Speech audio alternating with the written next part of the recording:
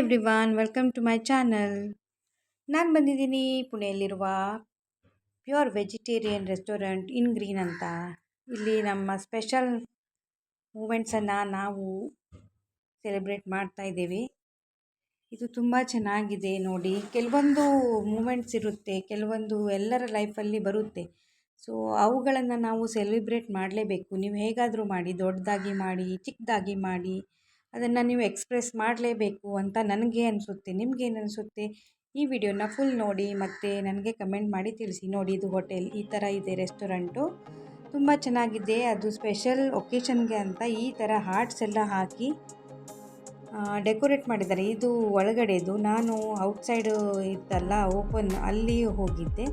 So special ಅಂತ Valentine's ಡೇಗೆ ಅಂತ ಈ ಥರ ಎಲ್ಲ ಡೆಕೋರೇಟ್ ಮಾಡಿದ್ದಾರೆ ನೋಡಿ. ಹಾರ್ಟ್ಸ್ ಶೇಪಿನ ಬಲೂನ್ಸು ಎಲ್ಲ ಹಾಕಿದ್ದಾರೆ ಮತ್ತು ಬೇರೆ ಶೇಪಿಂದು ಹಾಕಿದ್ದಾರೆ. ಈ ಥರ ಎಲ್ಲ ತುಂಬ ಜನ ಬರ್ತಾರೆ. ಹೀಗೆ ಎಲ್ಲ ಡೇ ಇರುತ್ತೆ. ಬರ್ಡೇ ಇರ್ಬೋದು, ಆ್ಯನಿವರ್ಸರಿ ಇರ್ಬೋದು, ಎಲ್ಲ ಸ್ಪೆಷಲ್ ಇರುತ್ತೆ ಒಂದೊಂದು ದಿವಸ. ಅದನ್ನು ನಾವು ಸೆಲೆಬ್ರೇಟ್ ಮಾಡಬೇಕು, ಎಕ್ಸ್ಪ್ರೆಸ್ ಮಾಡಬೇಕು. ಚಿಕ್ಕ ಚಿಕ್ಕ ಗಿಫ್ಟ್ ಆದರೂ ಕೊಡಬೇಕು ಅಂತ ನನಗನ್ಸುತ್ತೆ. ಇದರಿಂದ ಸ್ಪೆಷಲಿ ಮಹಿಳೆಯರಿಗೆ ತುಂಬ ಖುಷಿಯಾಗುತ್ತೆ. ಅದಕ್ಕಾಗಿ ನಾವು ಚಿಕ್ಕ ಚಿಕ್ಕ ಮೂಮೆಂಟ್ಸನ್ನು ಹೇಗೆ ಆಗುತ್ತೆ, ಆ ಸಿಚುವೇಷನ್ನಲ್ಲಿ ಹೇಗೆ ಇರುತ್ತೇವೆ ಆ ಥರ ಸೆಲೆಬ್ರೇಟ್ ಮಾಡಬೇಕು. ನನಗೆ ಹೂವಿನ ಇದು ಬೊಕ್ಕೆ ತಂದು ಕೊಟ್ಟರು, ತುಂಬಾ ಖುಷಿ ಆಯಿತು. ಇದು ನೋಡಿ, ರೋಸು ತುಂಬ ಚೆನ್ನಾಗಿದೆ. ಈ ಥರ ಮತ್ತು ಚಾಕ್ಲೇಟ್ ಸಿಕ್ತು, ಮತ್ತು ಒಂದು ರಿಂಗ್ ಸಿಕ್ತು. ಹಾಗೆ ದೊಡ್ಡ ಚಾಕ್ಲೇಟ್ ಕೊಡಬೇಕಂತ ಇರಲ್ಲ, ದೊಡ್ಡ ಹೂವಿನ ಬೊಕ್ಕೆನೇ ಕೊಡಬೇಕಂತ ಇರಲ್ಲ. ಚಿಕ್ಕ ಒಂದು ಹೂ ಕೊಟ್ಟರು ಅಥವಾ ಒಂದು ಚಿಕ್ಕ ಒಂದು 10 ರೂಪಾಯಿ ಚಾಕ್ಲೇಟ್ ಕೊಟ್ಟರು ಖುಷಿ ಆಗುತ್ತೆ ಅಲ್ಲ. ಹೀಗೆ ಎಕ್ಸ್ಪ್ರೆಸ್ ಮಾಡಿದರೆ ನಮಗೆ ಗೊತ್ತಾಗುತ್ತೆ ಮತ್ತು ಖುಷಿ ಕೂಡ ಆಗುತ್ತೆ. ಅದು ಖುಷಿ ಆದರೆ ಹ್ಯಾಪಿ ವೈಬ್ಸ್ ಅಂತಾರಲ್ಲ, ಅದು ಒಂಥರ ಮನಸ್ಸು ಹ್ಯಾಪಿ ಇರುತ್ತೆ, ಮನೆ ಹ್ಯಾಪಿ ಇರುತ್ತೆ. ಸೊ ಅದೇನು ಹೊರಗಡೆ ರೆಸ್ಟೋರೆಂಟ್ಗೆ ಹೋಗಬೇಕು ಅಂತ ಇರಲ್ಲ. ನಿಮಗೆ ಎಲ್ಲಿ ಇಷ್ಟ ಅಲ್ಲಿ ಹೋಗ್ಬೋದು. ಒಟ್ಟಾರೆ ಟೈಮ್ ಸ್ಪೆಂಡ್ ಮಾಡಬೇಕು ಮತ್ತು ಮನಸ್ಸಿನ ಭಾವನೆಗಳನ್ನು ಯಾವಾಗಲೂ ಎಕ್ಸ್ಪ್ರೆಸ್ ಮಾಡ್ತಾ ಇರಬೇಕು. ಅದು ಕೆಲವೊಂದು ಸಾರಿ ಹೆಂಗಾಗುತ್ತೆ, ಏನು ಬಿಡು ಎಂತ ಗೊತ್ತಿದೆ ಅಲ್ಲ, ಎಲ್ಲ ಯಾಕೆ ಹೇಳೋದು, ಹಾಗಿರಲ್ಲ. ಸೊ ನಮಗೆ ಯಾವ ಥರ ಆಗುತ್ತೆ ಆ ಥರ ಸೆಲೆಬ್ರೇಟ್. ಒಂದು ಸಾರಿ ಟೈಮ್ ಇಲ್ಲದೆ ಇರ್ಬೋದು, ಹೊರಗಡೆ ಹೋಗೋಕ್ಕಾಗದೇ ಇರ್ಬೋದು, ಆದರೂ ಕೂಡ ಮನೆಯಲ್ಲಿ ಕೂಡ ಸೆಲೆಬ್ರೇಟ್ ಮಾಡ್ಬೋದು ಅಲ್ವಾ. ಒಬ್ರಿಗೊಬ್ಬರು ಹೀಗೆ ಹ್ಯಾಪಿಯಾಗಿರಬೇಕು ಮತ್ತು ಒಬ್ರಿಗೊಬ್ಬರು ಅಂಡರ್ಸ್ಟ್ಯಾಂಡ್ ಅಂತೂ ಮಾಡ್ಕೋಬೇಕು. ಅದರ ಜೊತೆ ಎಕ್ಸ್ಪ್ರೆಸ್ ಕೂಡ ಮಾಡಬೇಕು ಅಂತ ನನಗೆ ಅನಿಸುತ್ತೆ. ಸೊ ನಾವು ಈ ಥರ ಹೋಗಿದ್ವಿ ಮತ್ತು ಈ ಥರ ಫೋಟೋಸ್ಗಳನ್ನೆಲ್ಲ ತೆಗೆದುಕೊಂಡ್ವಿ. ಅದು ನನ್ನ ಮಗನಿಗೂ ಕರ್ಕೊಂಡು ಹೋಗ್ತೀವಿ ನಾವು ಎಲ್ಲಾದರೂ ಹೋದರೂ.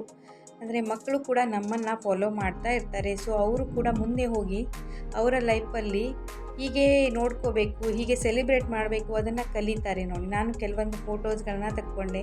ನಾನಂತೂ ತುಂಬ ಫುಲ್ ಖುಷಿಯಿದೆ. ಯಾರಿಗೆ ಖುಷಿಯಾಗಲ್ಲ ಹೇಳಿ. ಸೊ ಹೀಗೆ ಕೆಲವೊಂದು ಸಾರಿ ನಾವು ಹೊರಗಡೆ ಹೋಗಿ ಸೆಲೆಬ್ರೇಟ್ ಮಾಡ್ತೇವೆ ಮತ್ತು ಅದನ್ನೆಲ್ಲ ಮತ್ತೆ ಹಿಂದಿನ ದಿನಗಳನ್ನು ನೋಡಲಿಕ್ಕೆ ಫೋಟೋಸ್ ಕೂಡ ಇರುತ್ತೆ. ತುಂಬ ಖುಷಿ ಅನಿಸುತ್ತೆ.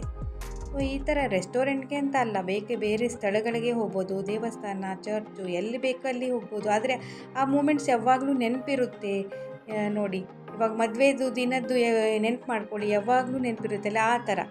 ಅದನ್ನು ಮತ್ತೆ ಮತ್ತೆ ಸೆಲೆಬ್ರೇಟ್ ಮಾಡಿದಾಗ ಖುಷಿ ಹೆಚ್ಚಾಗುತ್ತೆ ಮತ್ತು ಒಂಥರ ಪಾಸಿಟಿವಿಟಿ ಬರುತ್ತೆ. ಡೈಲಿ ಲೈಫಲ್ಲಿ ಹಿಂಗೆ ಹೋಗ್ತಾ ಇರಬೇಕಾದ್ರೆ ಒಂದು ದಿನ ಸ್ಪೆಷಲ್ ಇದ್ದರೆ ತುಂಬ ಚೆನ್ನಾಗಿ ಅನಿಸುತ್ತೆ. ಹಾಗೆ ನನಗೆ ಅನಿಸುತ್ತೆ ನೋಡಿ. ಮತ್ತು ನಿಮಗೆ ಹೇಗೆ ಅನಿಸುತ್ತೆ ಅಂತ ಕಮೆಂಟ್ ಮಾಡಿ ತಿಳಿಸಿ. ಮತ್ತು ಅದರಲ್ಲಿ ಹೆಣ್ಮಕ್ಳಿಗಂತೂ ತುಂಬ ಇಷ್ಟ. ಹೀಗೆ ಏನಾದರೂ ಸರ್ಪ್ರೈಸು ಮತ್ತು ಹೀಗೆಲ್ಲ ಸೆಲೆಬ್ರೇಟ್ ಮಾಡಿದಾಗ ಖುಷಿಯಾಗಿರ್ತಾರೆ ನೋಡಿ. ನನ್ನ ಮಗನೂ ಬಂದಿದ್ದಾನೆ, ಅವನೇ ನನ್ನ ಫೋಟೋಸ್ ಎಲ್ಲ ತೆಗೆದ. ಕೆಲವೊಂದು ಶೇರ್ ಮಾಡ್ತಾ ಇದ್ದೀನಿ. ಈ ರೆಸ್ಟೋರೆಂಟ್ ಕೂಡ ಚೆನ್ನಾಗಿತ್ತು. ವೆಜ್ ಎಲ್ಲ ಡಿಶಸ್ ತೊಗೊಂಡಿದ್ವಿ. ನಾನು ಅದರ ವೀಡಿಯೋ ಮಾಡಿಲ್ಲ, ತಿನ್ನೋದ್ರಲ್ಲಿ ಬ್ಯುಸಿ ಇದೆ. ಮತ್ತು ನೋಡಿ, ಕ್ಯೂಟ್ ಆದ್ರೆ ಟೆಡಿ ಬೇರ್ ಕೂಡ ಸಿಕ್ತು. ಅವ್ರ ಜೊತೆ ಫೋಟೋ ತಗೊಂಡ್ವಿ ಮತ್ತು ಮನೇಲಿ ಕೂಡ ತಗೊಂಡ್ವಿ.